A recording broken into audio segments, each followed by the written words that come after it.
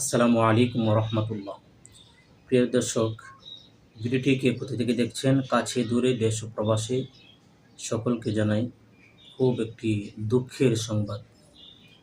আপনারা ইতিমধ্যে সকলে সোশ্যাল মিডিয়াতে দেখেছেন, ভারতে পশ্চিমবঙ্গে কোরবানিকে নিষিদ্ধ করেছে। নাউজুবিল্লাহ।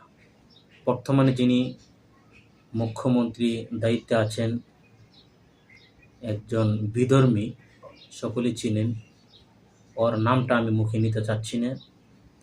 আপনারা ইতিমধ্যে সকলে জেনেছেন বর্তমান পশ্চিমবঙ্গের মুসলমানদের কি করুণ অবস্থা।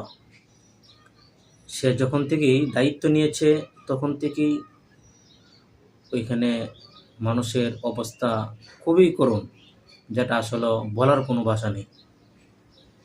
তো প্রিয় দর্শক, কারণ আল্লাহ তাআলার বিধানকে যারা নিষিদ্ধ করতে চায়, ওরাই একসময় নিজেরাই নিষিদ্ধ হয়ে যায়।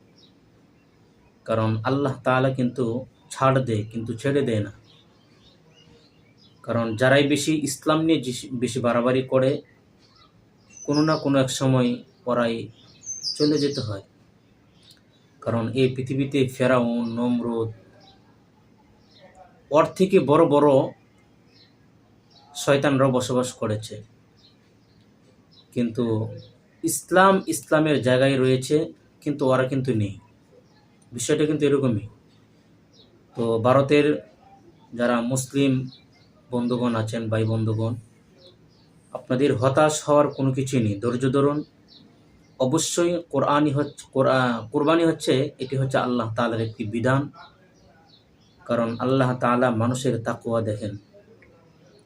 কারণ তারা এটাকে পশু হত্যা বাবদ নিয়েছে তারা।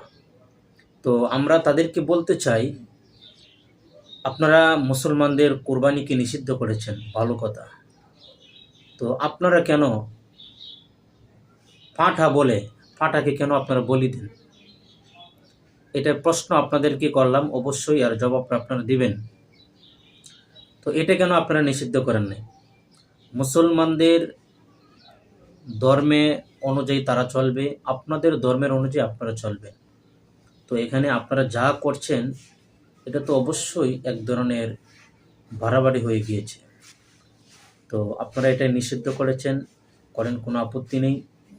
তো আমরা বলবো, ভারতের যারা আছেন মুসলিম ভাই বন্ধুগণ, অবশ্যই আপনারা ধৈর্য ধরে আল্লাহ তাআলার কাছে দোয়া করতে থাকুন। অবশ্যই এই কুলাঙ্গার এখান থেকে একসময় বিতাড়িত অবশ্যই হয়ে যাবে। এই ভারত দিল্লিতে অবশ্যই একদিন কালেমার পতাকা আকাশে উড়বে ইনশাআল্লাহ। যারাই ইসলামকে নিয়ে চিনিমিনি খেলেছে, ওরাই এই দেশ থেকে, এই পৃথিবী থেকে চিরতরে বিদায় হয়ে গিয়েছে। ইসলামের জায়গায় রয়েছে। ইসলামকে কেউ এখান থেকে মুছে ফেলতে পারেনি।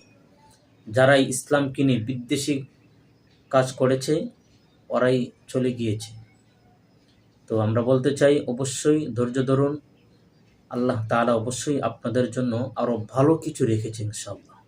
ভিডিওটি কে কোথা থেকে দেখছেন, অবশ্যই দিন প্রচারের স্বার্থে ভিডিওটি শেয়ার করে দেবেন ইনশাআল্লাহ। সকলে ভালো থাকবেন। আসসালামু আলাইকুম ওয়া রাহমাতুল্লাহ।